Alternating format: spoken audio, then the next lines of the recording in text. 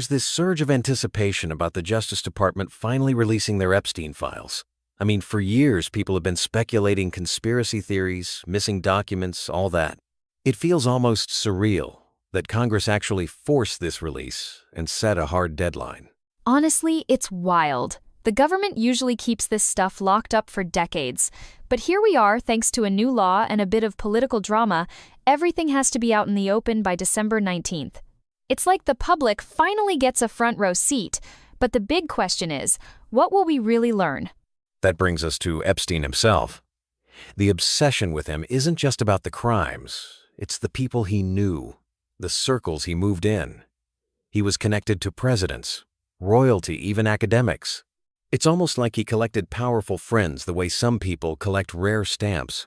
It's true, his social network was almost as notorious as the crimes he was accused of.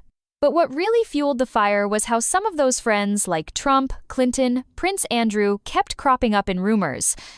And all the while, the actual charges against Epstein played out in the shadows until that 2019 bombshell. And don't forget the crazy twist. After his arrest, he dies in jail. Then Ghislaine Maxwell gets convicted. It almost reads like a crime novel, except it's real. No wonder people want answers. Yeah, his death just made people more suspicious. That's probably a big reason why there's this hunger for the files. Folks are hoping they'll finally clear up what happened, or at least give us a clearer timeline. Now, diving into the files themselves, this isn't just court records. It's FBI notes, interviews, photos, videos, flight logs, travel documents, the government's entire investigative paper trail, or at least the unclassified parts. What sticks out to me is the promise to release even the internal emails and immunity deals. It's not every day we get to see how prosecutors debated what charges to bring, or how they made those controversial decisions. That level of transparency is rare. Exactly, but with that openness comes questions, right? Like, how much will actually see the light of day? There are still privacy laws, so some stuff, especially about victims, can't be made public. And even then, they're drawing a hard line. Embarrassment isn't enough to keep a name out, so if a public figure is mentioned, it's fair game unless it crosses certain legal lines.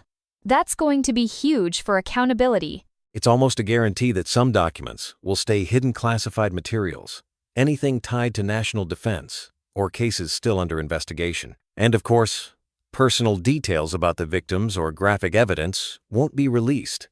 What surprised me most is that embarrassment isn't considered a valid reason to keep something out of the files. That flips the usual script most of the time. Agencies bend over backwards to protect high-profile reputations. Right? It's almost unheard of. I can imagine some very nervous people right now wondering what's about to come out. But at the same time, people need to remember reputational damage isn't the same as criminal evidence.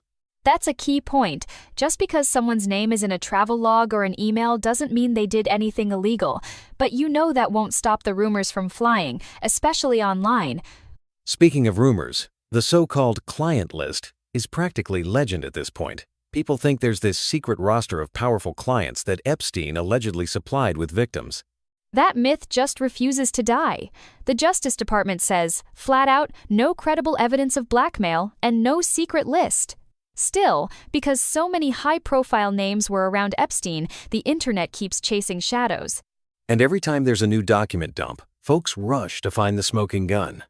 But the reality is, we might get a lot of names, flight logs, maybe emails, but not some neat list with all the answers. Exactly. People want a tidy resolution, but these files are messy, complex, and often raise more questions than they answer. That's just the nature of real investigations. It's funny how this all came to a head because of politics. Trump actually campaigned on releasing the files, then backed off, which set off a new round of pressure from Congress. Eventually, lawmakers basically forced the issue, passing a law to make it happen. Yeah, it's classic Washington. Promise transparency, then hesitate when things get complicated. Only after Congress released a bunch of documents themselves did we get real momentum. Shows the power of public pressure and maybe a little embarrassment for officials who dragged their feet. That's what's so interesting. It took a rare bipartisan push to get this done, a moment where everyone agreed the public deserves to see the files, no matter how messy the details are. Makes you wonder what else Congress could accomplish if they put that kind of energy into other transparency issues. But I guess Epstein is a unique case. There's so much public distrust, it forced their hand.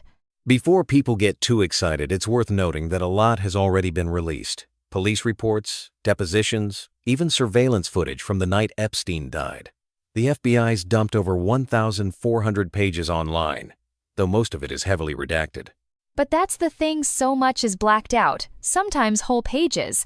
What makes this upcoming release different is that it's supposed to be searchable, downloadable, and much broader in scope.